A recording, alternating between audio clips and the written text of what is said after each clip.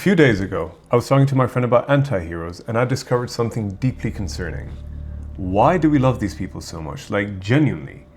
Why do millions of people around the world feel emotionally attached to characters who are objectively terrible role models? People love Deadpool even though he's reckless, immature, and completely unhinged. People idolize Thomas Shelby even though the man solves all his problems through manipulation, trauma, while smoking close to 400 cigarettes a day, it seems like. My friend's favorite character is Travis Bickle, which is honestly terrifying. And yet, somehow, we all understand these characters. Some prefer them to actual heroes. And the more I thought about it, the more I realized something concerning. Maybe anti-heroes are popular because they reflect parts of ourselves that we don't like admitting exist. But before we get into any of that, let's answer what's an anti-hero. To understand that, we first need to know what a hero is.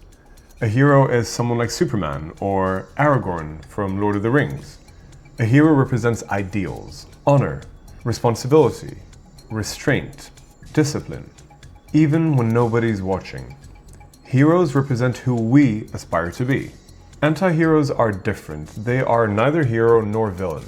They're impulsive, emotionally messy, selfish sometimes, angry, and even contradictory. But they also feel real. That's exactly why they work.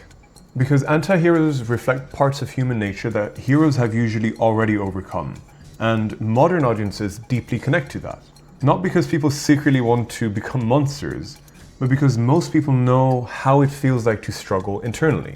So while heroes inspire, anti-heroes expose us. Take repression. Most people walk around in the world filtering themselves constantly. You hide your anger, your jealousy, your resentment, your frustration. You bite your tongue to be polite, to stay professional. And then characters like Deadpool or Fleabag show up and do exactly what they want. They're chaotic, emotionally inappropriate, selfish sometimes. And somehow that feels freeing to watch. Not because they're morally right, but because they're emotionally honest. That's the important difference. Heroes like Captain America feel different because they represent restraint. The ability to feel anger without being controlled by it. And that's what makes heroes admirable. But anti-heroes let the audience fantasize about complete emotional freedom. Saying what you really think, ignoring societal rules, not caring what others think. And honestly, I think modern life has amplified that fantasy significantly. The internet rewards sarcasm, detachment, performative confidence. TikTok has somehow turned emotional instability into an aesthetic. And anti-heroes fit perfectly into that world. Then there's loneliness.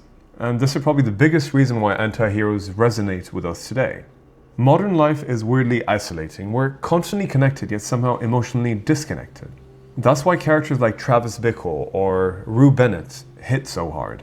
These characters aren't relatable because they're healthy. They're relatable because they, too, feel disconnected from the world around them. And a lot of people quietly feel the same way. Like they're observing life instead of actually participating in it. Now, heroes feel the same way too, of course. They too get hurt. Characters like Spider-Man constantly lose people. They struggle financially, and they too feel isolated. But heroes respond a little bit differently. They carry the pain without letting it consume them. Anti-heroes usually don't. That's the tragedy, and also the relatability. Because most people know what it feels like to spiral emotionally. And then there's power. This is where characters like Tommy Shelby or Catwoman become truly fascinating. Anti-heroes reject helplessness completely. They stop asking for permission. They take control. And in a world where so many feel powerless, that confidence is intoxicating.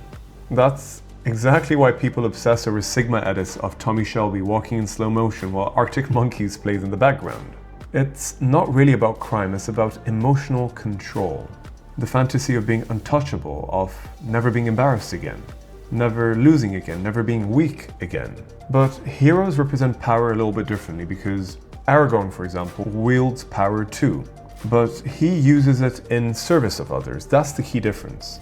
Anti-heroes use power to protect themselves from the world, whereas heroes use their power to protect the world from themselves. And that distinction matters a lot more than people realize. Now, if we're being honest, most people live like anti-heroes in small ways. We perform confidence online, hide our vulnerabilities, pretend not to care, avoid honesty when it's uncomfortable.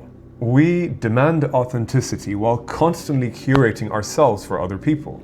Modern life encourages contradiction now. That's exactly why anti-heroes feel so human. Because contradiction now feels human. And I think that's why anti-heroes dominate modern storytelling now. Not because society suddenly became evil, but because people are exhausted. They are emotionally overwhelmed, disconnected, performative, contradictory. And anti-heroes reflect that honesty. Honestly, very uncomfortable honesty. But here's the important part. Relatability is not the same thing as virtue. Understanding anti-heroes is not the same as idealizing them, because these characters serve as warnings too. Walter White from Breaking Bad destroys himself through pride. Arthur Fleck, aka the Joker, collapses under isolation. Travis Bickle spirals into delusion. And even Thomas Shelby, arguably one of the coolest men to ever be written, is deeply miserable. And that's the trap. Anti-heroes feel human because they reflect real emotions, but left unchecked, those same emotions can destroy people. That's exactly why heroes still matter. Not because heroes are perfect, but because they represent control. They represent discipline, restraint, responsibility. Heroes acknowledge the darkness inside of them without surrendering to it. And maybe that's the balance people are actually searching for. Not blind perfection, not emotional chaos, just honesty with a little dash of self-control. Because the truth is, most people will never be perfect heroes. You'll be selfish sometimes, angry sometimes, lost sometimes, contradictory sometimes. But that's human. And the goal here isn't to pretend that these emotions or parts of yourself don't exist. It's to recognize them without letting them define you. And maybe that's why we love anti-heroes so much. Not because we all secretly want to become monsters, but because they remind us that being human has always been messy, even for the good guys.